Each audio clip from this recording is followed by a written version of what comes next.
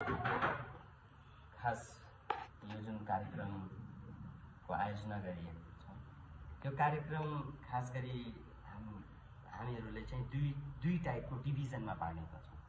एउटा चाहिँ तपाईहरुलाई यो भोकल पर्सनहरुलाई चाहिँ डिभिजन गर्ने, तपाईहरुलाई यो सिस्टमको बारेमा बताउने र हामीहरुको कार्य के छ भन्दाखेरि यो 2 वर्षको कार्यकाल हुन्छ। हामी अहिले 26 जनाको टिम छ जुन हजुरलाई पनि थाहा छ कि यो मन्त्री स्तर निर्णय भएर नेपाल को गृह मन्त्रालय अन्तर्गत चाहिँ यो कार्यक्रम यो हज समिति छ। अब यसमा चाहिँ हामीले पनि प्रशिक्षण दिने हाजीहरुलाई, उहाँहरुले प्रशिक्षण दिने हजुरहरुलाई, त्यो चाहिँ एउटा भेटघाटको जुन उहाँ सरले अहिले मेन्सन गर्नुभयो त्यो खास सही हो। यसले चाहिँ पुनर्ताजगी र पुनर्मिलनको पनि अवसर दिन्छ अनि एक अर्कालाई समाजमा के कस्तो छ।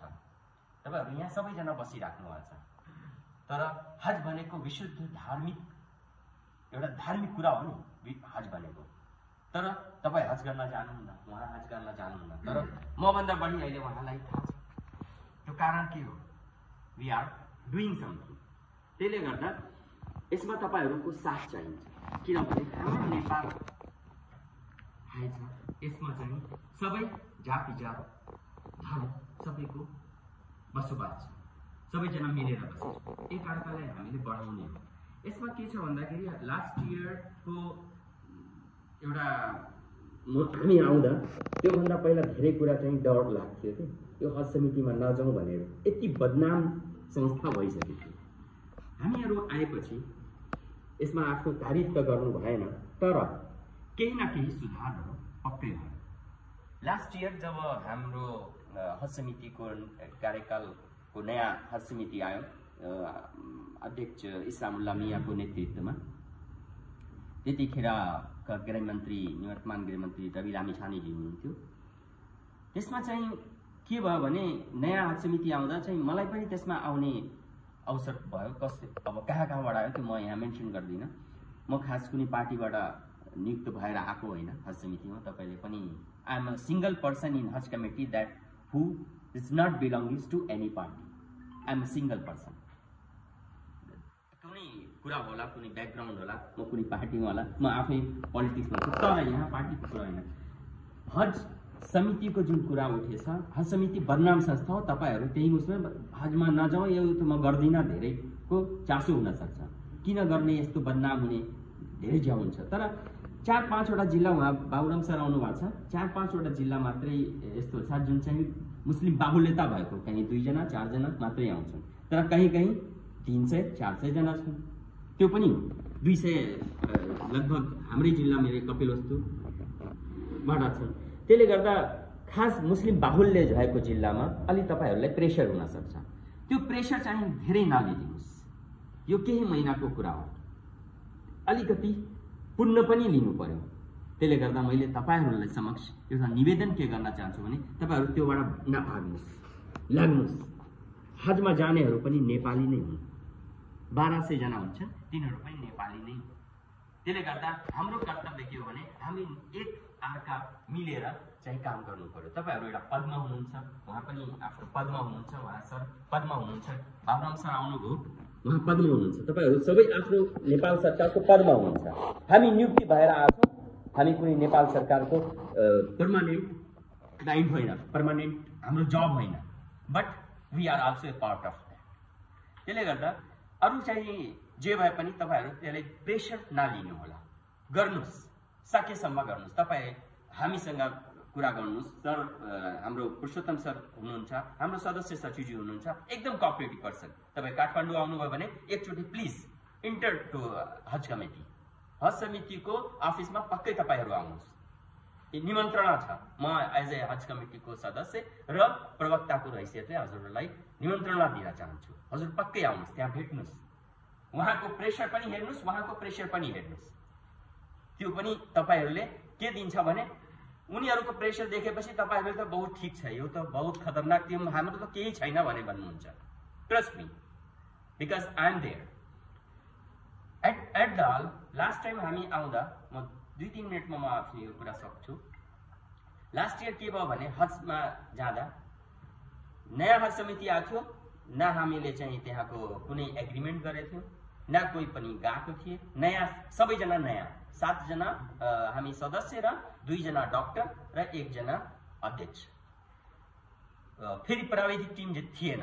तपाईहरुलाई थाहा होला त्यहाँ चाहिँ मदीना त्यो दायराभित्र मक्कामा जान सकिन्छ, गैर मुस्लिमहरू पनि जान पाउँछन्, तर त्यो दायराभित्र हजको बेला त्यो दायराभित्र मक्काको त्यो दायराभित्र हरम भन्छन्, त्यो दायराभित्र अरूलाई प्रवेश निषेध छ हजको पिरियडमा। त्यो छ। अब त्यहाँ चाहिँ उहाँहरू जान सक्नुहुन्न। प्राविधिक हामीसँग प्राविधिक कुरा छैन, तर पनि हामी लड्नु पर्यो। त्यहाँ हजमा जाँदा खानाको कुनै जुन व्यवस्था पहिलादेखि थियो त्यो हामीहरूको उसमा थिएन। पहिलाको हज कमिटी आउटगोइङ जुन हज कमिटी थियो त्यसले सबै निर्णयहरू गरेर गइसके थियो। अनि को नम्बर छ, को मान्छे छ, त्यो के गर्नुपर्छ हामीलाई केही थाहा थिएन। तर पनि इट वाज वन्डरफुल। इतिहासमा हज कमिटी आएदेखि, हज नेपाली हजहरू स्टार्टिङदेखि अब हज कमिटी आएपछि एउटा अफिसियल वे भएपछि फर्स्ट टाइम यस्तो भयो जब हाजीहरू सेटिस्फाइड भएर आएछन् अनि उनीहरूले अर्कालाई भन्छन् यसपालि त यही हज कमिटी छ भने राम्रो हुन्छ भन्ने चाहिँ त्यो के हो भने हामीहरूको मेहनत त्यतिखेर हामीले पक्कै मेहनत गर्यौं। यति अप्ठ्यारा फिल गर्यो। हाम्रो पुरुषोत्तम सर हुनुहुन्छ, त्यो कुरै छोड्दिनुस्। यति अप्ठ्यारा, राति उठ्नु पर्छ। त्यहाँको सरकारले त्यो हामीलाई चाहिँ अथोरिटी दियो भने हामीले जुन डाक्टर लैजान्छौँ तिनीसँग कुनै लाइसेन्स हुँदैन। 2 जना डाक्टर थिए, सक्यो औषधि सकिएछ। औषधिमा त्यो इन्जेक्सन पनि लगाउन नपाउने, हाम्रो डाक्टरले लगाउन पाउँदैन। एउटा त्यही प्यारासिटामोल र के रे खोकी आउने चाहिँ एउटा त्यही औषधि, यति मात्रै हो। त्यसमा चाहिँ सुगर पेसेन्टलाई र त्यो हार्ट अट्याकका पेसेन्टलाई हामीले बचाउन सक्छौँ र, तर के गर्ने, लाग्नु पर्यो। फोटो हेर्नु होला, उहाँ सरसँग छ तपाईहरु पनि। तर इट वाज वन्डरफुल। हजमा यसपालि चाहिँ 754 जना हामी हज उसमा गएको लास्ट इयर। यसपालि 1200 पुग्छ। अहिले पनि त्यहाँ 80-82 जना, तपाईको 1140 जना यहीँदेखि राख्नु भएको छ। 1120 80 जना त्यहाँ पुगेछ। अलमोस्ट 12 जुन हामीलाई सौदी सरकारले कोटा दिएछ हाम्रो नेपाललाई, त्यो कोटा चाहिँ भर्छ भन्दाखेरि तपाईहरुको मेहनत, उहाँहरुको मेहनत, हाम्रो सचिवालयको टिमको मेहनत र हज समितिको अहिलेको अध्यक्षज्यूको एउटा आफ्नो व्यक्तित्व, इमानदारता र हामीहरुको मेहनत, त्यसले गर्दा हामी चाहिँ यसपालि पनि अब आउने हज चाहिँ राम्रो हुन्छ, सजिलो हुन्छ, सक्सेसफुल हुन्छ भन्ने आशा लिएछौँ। धेरै धन्यवाद। तपाईहरु आइदिनु भयो, तपाईहरुले समय दिनुभयो, यसको लागि हज समिति तपाईहरुलाई धेरै धन्यवाद भन्न चाहन्छु। म व्यक्तिगत रूपमा म मिर्जा राशिद बेग तपाईहरुलाई धेरै धन्यवाद भन्न चाहन्छु, थ्यांक यू भन्न चाहन्छु, शुक्रिया भन्न चाहन्छु। त्यति भन्दै म आफ्नो केही कुरा छ भने राख्नु होला। सरले मेन्सन गर्नु तपाईं 24 आवर पाउन सक्नुहुन्छ, उहाँलाई 24 आवर पाउन सक्नुहुन्छ, मिर्जा राशिद बेगलाई 24 आवर पाउन सक्नुहुन्छ, मुर्तजा मुसलमानज्यूलाई पनि 24 आवर पाउन सक्नुहुन्छ। त्यति म भन्न चाहे। बहुत शुक्रिया, धन्यवाद, नमस्कार, सलाम। धन्यवाद।